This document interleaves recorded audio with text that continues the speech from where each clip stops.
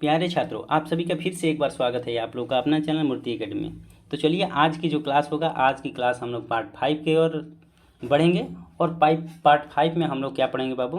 तो पार्ट 5 में जो भी पॉइंट पार्ट 4 तक हो गया था उसको आगे कंटिन्यू करेंगे। यानी कि हम लोग क्या पढ़ रहे थे? तो फिजिक्स पढ़ रहे थे, और फिजिक्स का हम लोग चैप्टर नंबर 3 पढ़ रहे थे। और चैप्टर नंबर 3 क्या है? मानव नेत्र है। मानव नेत्र तथा रंग बिरंगा संसार, मानव नेत्र तथा रंग बिरंगा संसार है, उसको हम लोग देख रहे थे। तो पार्ट 4 तक हम लोग पूरा कंप्लीट कर लिए थे, जो भी पॉइंट बन रहा था उसका। और आज की जो क्लास हम लोग करेंगे पार्ट 5 की क्लास करेंगे। तो उम्मीद है आप लोग पार्ट 4 तक देख लिए होंगे और आज हमारे साथ जुड़े होंगे पार्ट 5 के साथ। तो जो लोग इस चैनल पर नए हैं तो कृपया पार्ट 4 तक आप लोग देख लेंगे और चैनल को देखिए, जरूर सब्सक्राइब कीजिए ताकि आपके पास हर नोटिफिकेशन समय के साथ पहुंच जाए। बहुत सारे स्टूडेंट को शिकायतें होती हैं कि सर हम नहीं देख पा रहे हैं कि कब आपका क्लास आ रहा है। तो इसका मुख्य कारण आप यही है कि आप चैनल को सब्सक्राइब किए हैं मगर बेल आइकन को प्रेस नहीं किए हैं। एक घंटी जैसा दिखाई देगा आपको, एक घंटी जैसा आपको दिखाई देगा और वहाँ पर लिखा होगा, जैसे ही आप वहाँ पर प्रेस करेंगे तो इस तरह से आपको दिखाई देगा और वहाँ पर प्रेस करेंगे तो ऑल देगा, तो ऑल कर लीजिए, ठीक है। ऑल करने से क्या होगा कि जब भी हम वीडियो अपलोड करेंगे तो आपके पास नोटिफिकेशन जाएगा और आप पूरे वीडियो को का सकते हैं, देख सकते हैं, ठीक है। तो चलिए, ये तो इंट्रोडक्शन हो गया ये क्लास से रिलेटेड कि किस तरह से हम देखेंगे।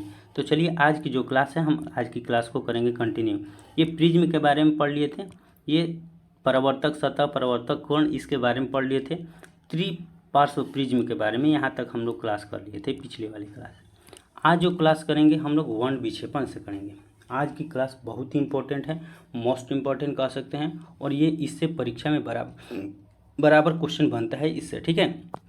तो आइए मोस्ट इम्पॉर्टेंट पार्ट को हम करते हैं, पढ़ते हैं। तो चलिए क्लास कंटिन्यू करते हैं बाबू। आइए ध्यान से समझिए। कह रहा है कि वर्ण विक्षेपण, ये वर्ण विक्षेपण क्या होता है?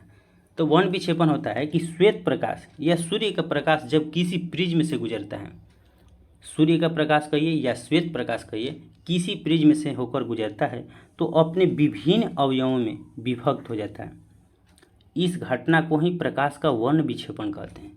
इसका कहने का तात्पर्य आप समझ रहे हैं कि इसका कहने का तात्पर्य क्या है। मान लेते हैं कि ये प्रिज्म है और सूर्य का प्रकाश यहाँ से आ रहा है, तो आने के बाद कहीं ना कहीं बटेगा तो यही कह रहा है कि विभिन्न अवयवों में विभाजित हो जाता है या विभक्त हो जाता है। इसी घटना को हम लोग वर्ण विक्षेपण के नाम से जानते हैं। तो आइए फिगर के माध्यम से एक एक करके हम बढ़िया से समझते हैं और आपको भी समझाते हैं, ठीक है। चलिए बाबू, तो बढ़ते हैं आगे की तरफ। आगे देखिए, ये फिगर है, इस तरह से आप लोग भी फिगर बनाइए। और छोटा फिगर नहीं बनाना है, फिगर बनाना है बड़ा, ताकि आपको ध्यान से समझ में आए इस फिगर के माध्यम से कि हम बताना क्या चाह रहे हैं, ठीक है। और बहुत सारे लोग यहाँ पर गलती क्या करते हैं, इस गलती को भी आपको नहीं करना है। आप गलती को समझिए। एक हो गया प्रिज्म, क्योंकि प्रिज्म हम जानते हैं कि ये है त्रिभुज और एक 3D डायमेंशनल रहता, 3D फिगर रहता, तो प्रिज्म अच्छी तरह से समझ में आता। लेकिन ये तो हमारा कॉपी है 2D, तो 2D में समझ में नहीं आएगा। बस आप ये समझिए कि प्रिज्म में किस तरह से सूर्य का प्रकाश आता है और विभिन्न अवयवों में विभक्त हो जाता है, ठीक है। चलिए, तो यहाँ पर हम सूर्य के प्रकाश को क्या कर रहे हैं बाबू? भेज रहे हैं, सूर्य के प्रकाश को भेज रहे हैं, या इसी को हम लोग श्वेत प्रकाश कहेंगे या सूर्य के प्रकाश कहेंगे। तो बहुत सारे स्टूडेंट क्या करते हैं, जब यहाँ पर फिगर बनाना होता है तो देखिए, यहाँ से तो हम विरल माध्यम से गुजर रहे हैं और विरल माध्यम से फिर जाएंगे सघन माध्यम में। तो सघन माध्यम में क्या होता है कि यहाँ से तो स्टूडेंट बहुत बढ़िया से एक किरण को लाता है और यहाँ से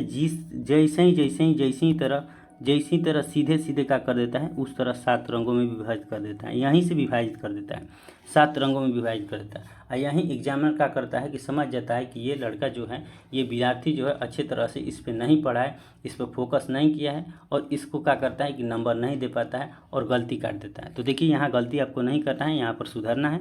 किस तरह से आपको करना है आइए समझते हैं। और काहे इस तरह से होता है इसको भी समझिए, काहे इस तरह से होता है। देखिए, मान लेते हैं कि यहाँ से हम कोई प्रकाश की किरण भेजें, तो ये तो है विरल माध्यम, लेकिन जैसे ही सघन माध्यम में गया तो सघन माध्यम में क्या होगा, अभिलंब की ओर मुड़ेगा। अभिलंब की ओर मुड़ेगा कि नहीं मुड़ेगा? आप लोग पढ़े होंगे कि जब विरल माध्यम से सघन माध्यम में जाता है तो अभिलंब की ओर मुड़ता है, विरल माध्यम से सघन माध्यम में जाता है तो अभिलंब की ओर मुड़ता है, और वहीं सघन से विरल में जाता है तो अभिलंब से दूर भागता है। तो हम क्या कर रहे हैं, विरल से सघन में आ रहे हैं तो अभिलंब की ओर मुड़ेगा कि नहीं मुड़ेगा? तो आप लोग कहिए कि जी मुड़ेगा, तो यहीं देखिए अभिलंब की ओर मुड़ेगा, हल्का मुड़ रहा है, देख रहे हैं ना कि अब हल्का मुड़ रहा है, यहाँ पर हल्का हल्का किरणें सभी मुड़ रहा है, और हल्का मुड़ने के बाद फिर यहाँ पर क्या कर रहा है, यहाँ पर मुड़ रहा है। तो इस तरह का अगर फिगर आप बनाते हैं तब जाके आपका क्या होगा, सही होगा, नहीं तो डायरेक्ट यहाँ से लाइएगा और यहाँ से डायरेक्ट इधर पार कर दीजिएगा तो ये आपका सही नहीं होने वाला है। तो उम्मीद है आप लोग यहाँ तक तो इसको समझ गए होंगे कि क्यों इस तरह का होता है।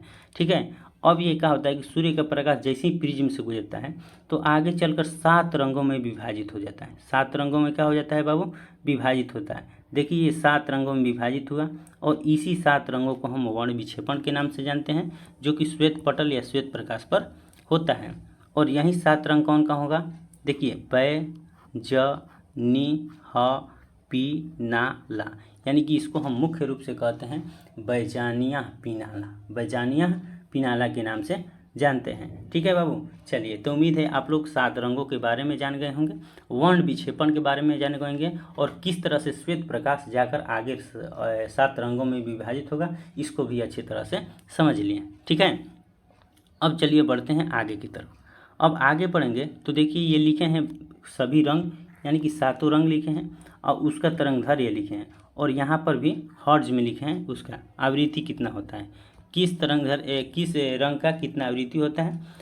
आवृत्ति का मतलब हो गया, चलिए किस रंग का कितना आवृत्ति होता है उसको भी हम यहाँ पर चर्चा किए हैं। तो आइए देखिए सभी रंगों को देखिए। सबसे पहले देखिए बैगनी का तरंगदैर्घ्य कितना होता है, तो 4000 एंगस्ट्रॉन्ग होता है। वहीं जामुनी की अगर बात किया जाए तो 4500 एंगस्ट्रॉन्ग होगा। वहीं नीला की बात किया जाए तो 4800 होगा। वहीं हरा की बात किया जाए तो 5400 होगा। वहीं पीला की बात किया जाए तो 5800 होगा। वहीं नारंगी की बात की जाए तो 6000 होगा, और लाल की बात की जाए तो 7900 एंगस्ट्रॉन्ग होगा। ये बताने का मकसद क्या है, आप लोग समझ रहे हैं कि ये बताने का मकसद क्या है। आप लोग आगे चलकर देखेंगे कि हम क्वेश्चन बोलेंगे कि किस रंग का तरंगदैर्घ्य ज़्यादा होता है, तो आप लोग इसमें कन्फ्यूज होइएगा कि किस रंग का तरंगदैर्घ्य ज़्यादा होगा। तो किस रंग का होगा बाबू, तो लाल का आप लोग देख रहे हैं कि तरंगदैर्घ्य क्या होगा, ज़्यादा होगा। वहीं पूछेंगे कि किस रंग का तरंगदैर्घ्य कम होगा, तो सबसे कम किसका हो रहा है, तो आप लोग कहिएगा कि बैगनी का, सबसे कम बैगनी का।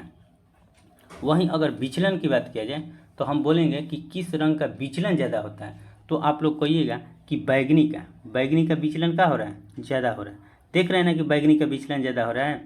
तो वहीं कहेंगे कि किस रंग का सबसे विचलन कम होता है, तो आप देखिए 3.80, यानी कि इसका सबसे कम हो रहा है। तो वहीं होता है कि हम जब बोलेंगे वहाँ पर क्वेश्चन आएगा कि किस रंग का विचलन अधिक होगा, तो आप लोग कहिएगा बैगनी का, लेकिन किस रंग का तरंगदैर्घ्य अधिक होगा, तो आप लोग कहिएगा लाल का।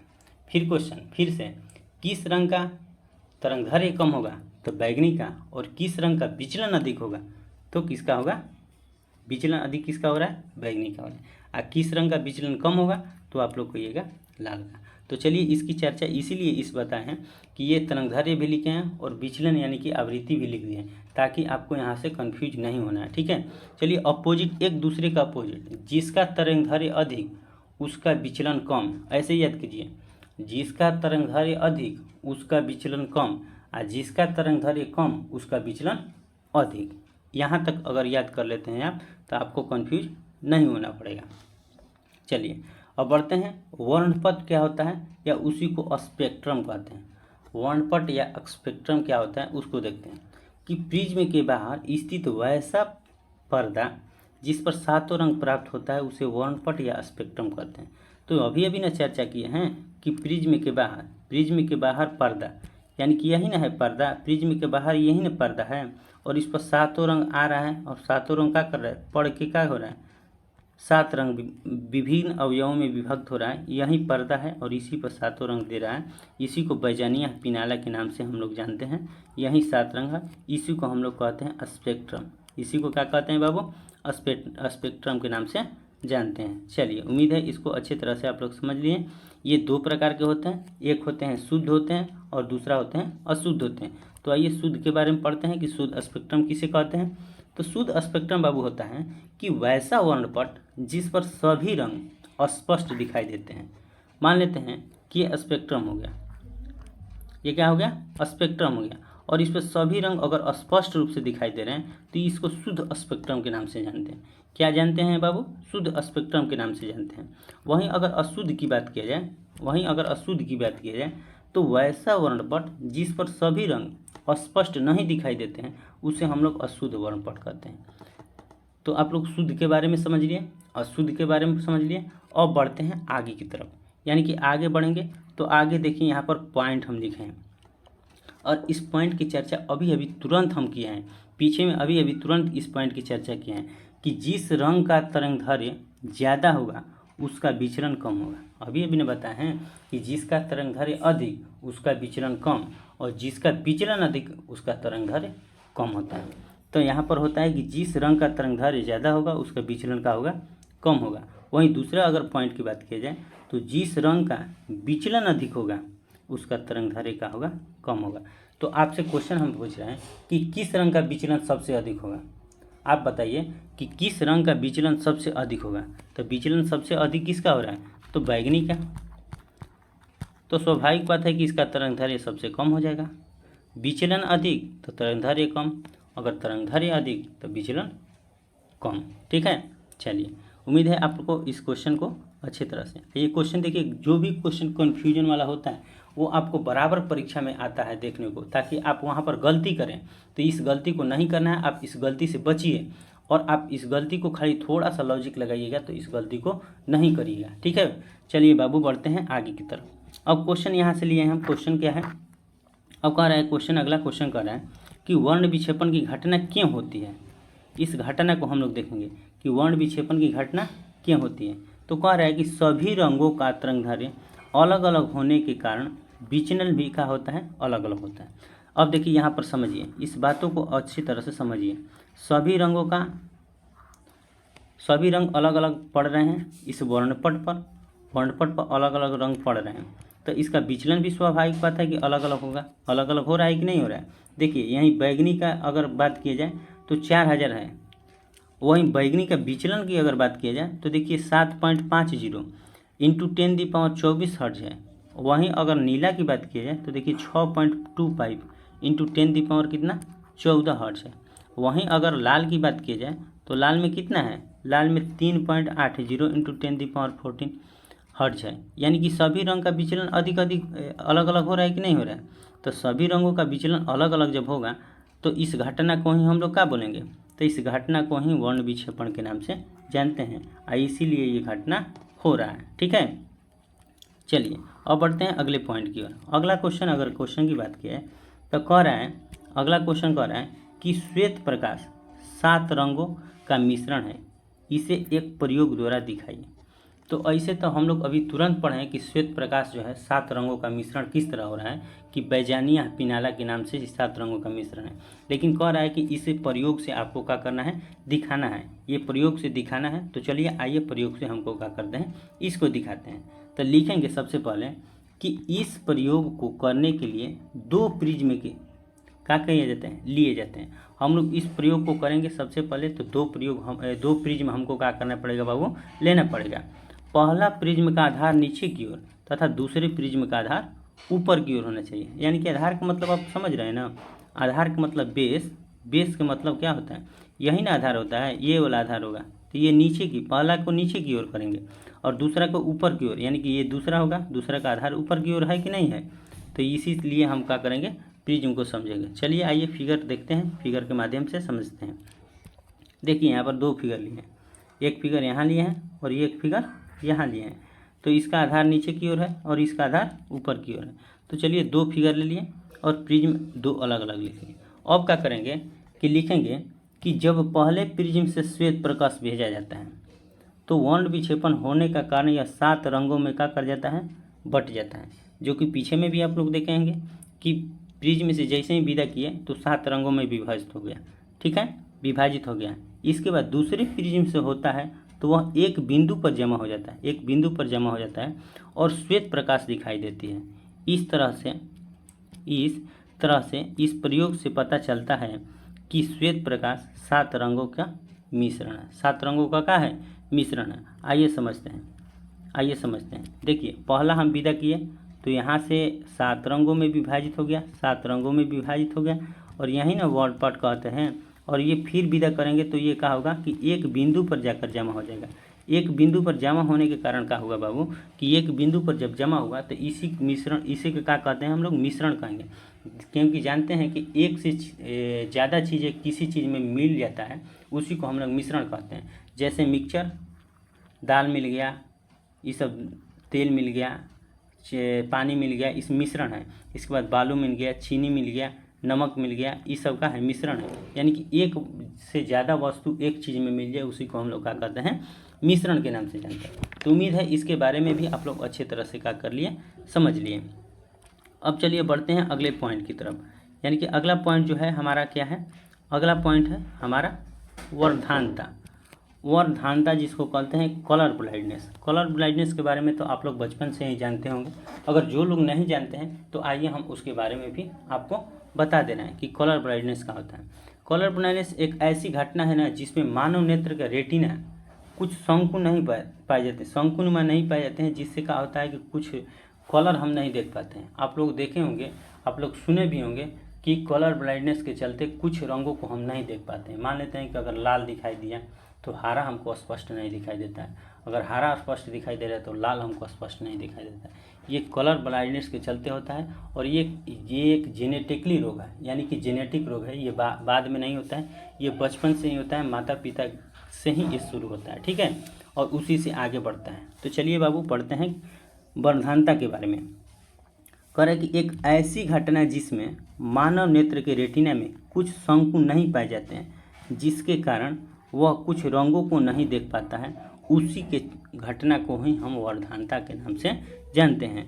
तो आइए वर्धानता को भी आज समझ लिए कि वर्धानता क्या है और किस तरह से इसकी घटना होती है। तो अभी बताए हैं कि लाल अगर उसको स्पष्ट दिखाई दे रहा है तो हरा उसको नहीं दिखाई देगा, जिसके चलते रेलवे की परीक्षा आप लोग देंगे, रेलवे की एग्ज़ाम की अगर तैयारी होगा और जिसको कलर ब्लाइंडनेस होगा, जिसको वर्धानता होगा, वो वहाँ पर मेडिकल में चेक होता है, और चेक होने के चलते वहाँ पर आप लोग कलर दिखाया जाता है। और कलर जब देखेगा तो उसमें आप हर कलर को नहीं पहचान पाएगा, उसी के चलते उसको क्या कर लेता है, छांट देता है वहाँ पर। तो वही कलर ब्लाइंडनेस है, एक अनुवांशिक रोग है। ये बचपन से ही यानी कि चलते जाता है, ठीक है, जेनेटिकली रोग इसको हम लोग कहते हैं। उम्मीद है आप लोग इसको बारे में अच्छे तरह से समझ लिए। आइए अब पढ़ते हैं इंद्रधनुष की घटना, जो कि आप लोग अक्सर देखे होंगे कि जब बरसात होता है तो बरसात होने के बाद आप देखे होंगे कि आकाश में 3-4 कलर का दिखाई देता है आपको, और उसी को कहते हैं आप लोग इंद्रधनुष, कि इंद्रधनुष दिखाई दे रहा है, इंद्रधनुष बन गया। तो उसी घटना को किस तरह से वो घटना बनता है, वो कौन कौन सी घटना उसमें घटती है, उसको आइए देखते हैं। चलिए इंद्रधनुष के बारे में हम लोग देखेंगे। इंद्रधनुष, तो ये इंद्रधनुष क्या होता है, ठीक है। कह रहे कि एक प्रकार का स्पेक्ट्रम है, एक प्रकार का क्या है, स्पेक्ट्रम। क्योंकि स्पेक्ट्रम होगा तभी उस रंगों का क्या होगा, रंग उसमें आएगा, और रंग स्पेक्ट्रम के माध्यम से न रंग जा रहा है, तो उसमें बैगनी, पिनाला, हरा, लाल, पीला, हरा, तो उस तरह से स्पेक्ट्रम है। तो वो कह रहे हैं कि यह एक प्रकार का क्या होता है बाबू, स्पेक्ट्रम है, जो वर्षा के बाद सूर्य के विपरीत दिशा में दिखाई देता है। इसमें प्रक्षेपण की घटना, अपवर्तन की घटना, पूर्ण आंतरिक परिवर्तन की घटना तथा वर्ण विक्षेपण जैसी घटनाएं होती हैं। इंद्रधनुष 2 प्रकार के होते हैं। तो सबसे पहले इसको समझिए कि जब भी बरसात होगा तो बरसात के बाद आप लोग देखे होंगे कि सूर्य के विपरीत दिशा में कर रहा है, यानी कि सूर्य पूरब की दिशा में होगा तो ये इंद्रधनुष पश्चिम की दिशा में दिखाई देगा। सूर्य पूरब की दिशा में होगा तो इंद्रधनुष पश्चिम की दिशा में इस तरह से आपको दिखाई देता होगा, इस तरह से आपको इस तरह से दिखाई देता होगा, ठीक है। मान लेते हैं कि सन यहाँ पर है, सन यहाँ पर है, तो इसके विपरीत दिशा में दिखाई देगा इधर। अगर मान लेते हैं कि सन यहाँ पर है तो इसके विपरीत दिशा में इधर इंद्रधनुष आपको दिखाई देगा, ठीक है। तो इस घटना को ही हम लोग इंद्रधनुष के नाम से जानते हैं। इंद्रधनुष देखिए 2 प्रकार की घटना इसमें होती है, एक होता है प्राथमिक घटना और दूसरा होता है द्वितीय घटना। तो इसी को कहते हैं प्राथमिक इंद्रधनुष और दूसरा कहते हैं बाबू द्वितीयक इंद्रधनुष। उम्मीद है आप लोग यहाँ तक क्लास जो भी किए हैं अच्छी तरह से समझ में आ गया होगा। ठीक है, चलिए उम्मीद करते हैं आप लोग अच्छी तरह से समझ गए होंगे। तो चलिए एक बार फिर कहेंगे कि वीडियो को लाइक करते रहिए, अपने दोस्तों के पास शेयर करते रहिए, और जो लोग इस चैनल पर नए हैं तो कृपया चैनल को सब्सक्राइब ज़रूर कीजिएगा। ठीक है, और बेल आइकन को प्रेस कर दीजिएगा ताकि आज से आपके पास हर नोटिफिकेशन समय के साथ आपके पास पहुंच जाए और आप अपने तैयारी को अच्छी तरह से कर सकें। ठीक है, मिलते हैं बाबू इसी तरह के अगले पार्ट में, तब तक के लिए जय हिंद।